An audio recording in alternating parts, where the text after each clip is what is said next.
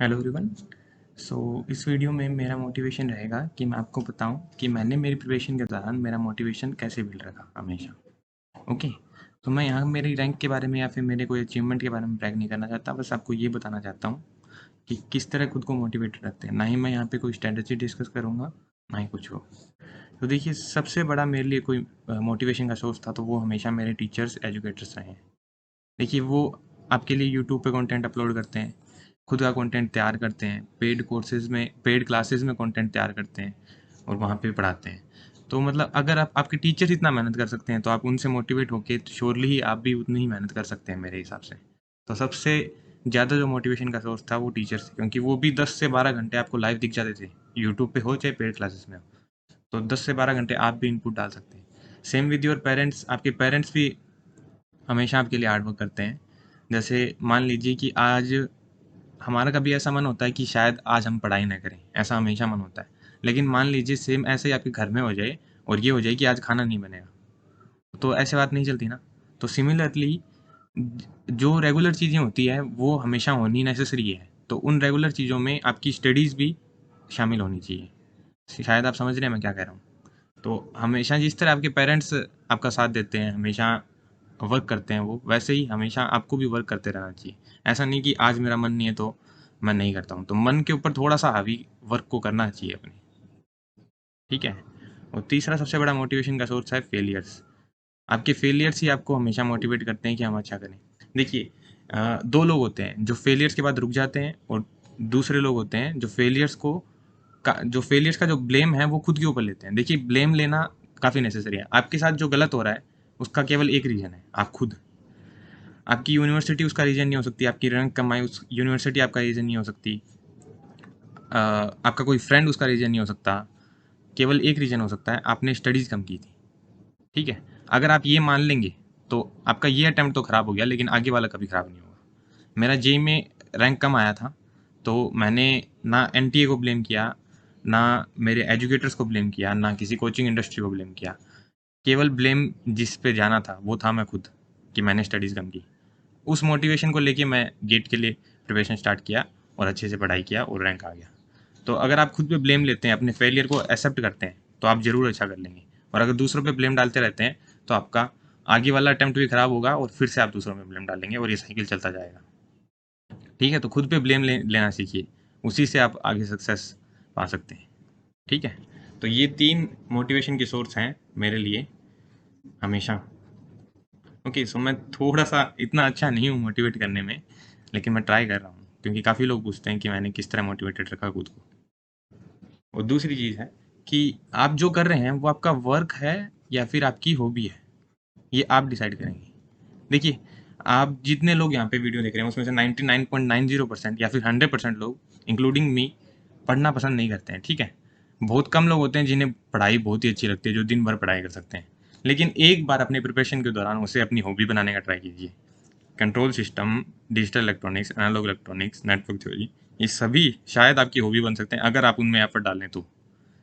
आपको 5 दिन टफ लगता है, 20 दिन टफ लगता है, 25 दिन टफ लगता है, 2 महीने टफ लगता है, लेकिन अगर आप उसके ऊपर बने रहेंगे तो शायद आपकी हैबिट बनी जाएगी कि आप 2 महीने और पहले दिन, 2 महीने के दूसरे महीने के पहले दिन आप अपने आप स्टडीज़ करना स्टार्ट करते हैं, कितना ही लेट तक जाए।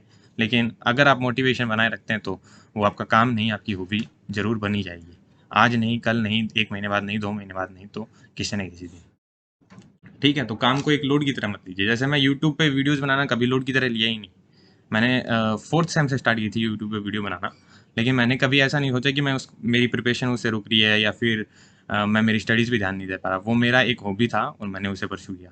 तो आप भी अपनी पढ़ाई को या फिर अपने किसी काम को, आप कोई भी कॉम्पिटिशन एग्जाम की तैयारी कर रहे हो, गेट की कर रहे हो या फिर अपने सेमेस्टर की कर रहे हो या फिर किसी गवर्नमेंट एग्जाम की प्रिपरेशन कर रहे हो, काम को एक हॉबी की तरह लेना बहुत बड़ी आर्ट है। अगर आप उससे सीख सकते हैं तो फिर आपको कोई नहीं रोक सकता।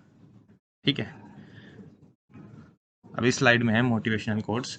तो मुझे ज़्यादा तो मोटिवेशनल कोट्स इंस्पायर नहीं करते, क्योंकि मैं काम करने पे बिलीव रखता हूँ rather than reading those quotes. But ये एक कोट है जो हमेशा मेरे को इंस्पायर करता है कि आपको सक्सेस पाने के लिए ना पहले बहुत सी मुश्किलों से गुजरना पड़ेगा, सैकड़ों मुश्किलों से गुजरना पड़ेगा, लेकिन लास्ट तक जो बना रहेगा ना वो जरूर सक्सेसफुल हो जाएगा।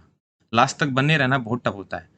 आप देखेंगे कि आते-आते आपके बहुत से फ्रेंड्स या फिर आपके साथ वाले एस्पायरेंट्स भी 99.50% इतने एस्पायरेंट्स गिव अप मार देते हैं लास्ट तक आते-आते, ठीक है? लास्ट तक कोई नहीं बना रहता, लेकिन जो बना रहेगा अंत तक वो ज़रूर सक्सेसफुल हो जाएगा, ठीक है? तो आपको आखिरी तक बना रहना है। आपके टेस्ट सीरीज में मार्क्स कम आते हैं, आपका फ्रेंड आपसे ज़्यादा लेके आता है, लेकिन अगर आप आखिरी तक अपना मोटिवेशन बनाए रखते हैं तो आप ज़रूर सक्सेसफुल होंगे, ठीक है? अगर किसी की लाइफ एकदम ईजी चल रही है, प्रिपरेशन के दौरान मेरे को कोई दिक्कत ही नहीं आ रही है, तो मेरे ख्याल से उसकी प्रिपरेशन अच्छी नहीं चल रही है। सवाल नहीं बनना, रात की नींद उड़ जाना, रात को सपने में सवाल ही चलना, ये सभी नॉर्मल है, आपके साथ भी होगा, मेरे साथ भी हुआ है। अगर ये मुसीबतें आप देख रहे हैं तो ज़रूर आपको सक्सेस मिलेगी, लेकिन आप सवाल नहीं बना रहे हैं, आराम से बैठे हैं, लेक्चर देख रहे हैं, नोट्स भी नहीं लिख रहे हैं, ठीक है? आपको लग रहा है बहुत अच्छी प्रिपरेशन चल रही है, लेकिन रैंक नहीं आएगा उससे, ठीक है? ये हार्श ट्रूथ है, कोई बताए या ना बताए, लेकिन अगर मुसीबत हो रही है तभी रैंक आएगा, अगर कोई मुसीबत नहीं हो रही तो नहीं, तो रैंक नहीं आएगा, ठीक है? अब ये लास्ट कोट है, ये इतनी सारी चीज़ें अगर आपको इंस्पायर नहीं करती, मोटिवेट नहीं करती, तो मेरे ख्याल से ये ज़रूर कर देगी, ठीक है? तो kids impress by Instagram profile but legends impress by LinkedIn profile, ठीक है? अल्बर्ट आइंस्टीन का कोट नहीं है ये, अब जिसका भी हो, लेकिन आप इंस्टाग्राम प्रोफाइल शायद थोड़ी कम मेहनत से बना सकते हैं, लेकिन आपको लिंक्डइन प्रोफाइल बनाने के लिए काफ़ी मेहनत करनी पड़ेगी। आप कहीं इंस्टाग्राम प्रोफाइल से इम्प्रेस करते रह गए और पक्का कोई ना कोई लिंक्डइन प्रोफाइल वाला आएगा और ज़्यादा इम्प्रेस कर देगा, ठीक है? यहाँ पे इम्प्रेस किसे करना है वो आपको भी पता है, मेरे को भी पता है, कोई भी हो सकता है, ठीक है? तो ये कोड जरूर इंस्पायर करेगा आपको, आप हमेशा याद रखें इसे। लिंक्डइन प्रोफाइल वाला हमेशा इंस्टाग्राम प्रोफाइल वाले को बीट करेगा, आज नहीं कल नहीं तो किसी और दिन। और लिंक्डइन प्रोफाइल बनाने के लिए हमें मेहनत करनी पड़ेगी, हमें इनपुट डालना पड़ेगा और तभी आउटकम मिलेगा, ओके? तो ये आई गेस इनफ मोटिवेशन है। शायद मैं इन्हीं प्रैक्टिकल चीज़ों से खुद को मोटिवेटेड रखता हूँ, मेहनत करने पे बिलीव रखना। और हाँ, और ये सब कि यूट्यूबर्स रोज़ रोज़ मोटिवेशन वीडियो बनाते हैं कि हाँ तुम कर सकते हो, तुम्हें बस खुद को पहचानने की ज़रूरत है। शायद उन सब से ज़्यादा मोटिवेशन नहीं मिल सकता। आपको मोटिवेशन आपके टीचर से मिल सकता है, या फिर सक्सेसफुल बिजनेसमैन जो होते हैं, एंटरप्रेन्योर्स जो होते हैं, उन्होंने काफ़ी मेहनत की भी होती है, आप उनसे इंस्पिरेशन ले सकते हैं, ठीक है? जो मेहनत करके ज्ञान दे, शायद वो ज़्यादा इंस्पायर करेगा, या फिर ना कि वो जो केवल ज्ञान ही दे। आप समझ रहे हैं मैं क्या कर रहा हूँ? ओके? सो मैं इस तरह की वीडियोज़ लाके ज़्यादा टाइम वेस्ट नहीं करना चाहता, लेकिन बस एक बार मैं शेयर करना चाहता था कि मैं खुद को कैसे इंस्पायर रखता हूँ। ओके? Thank you.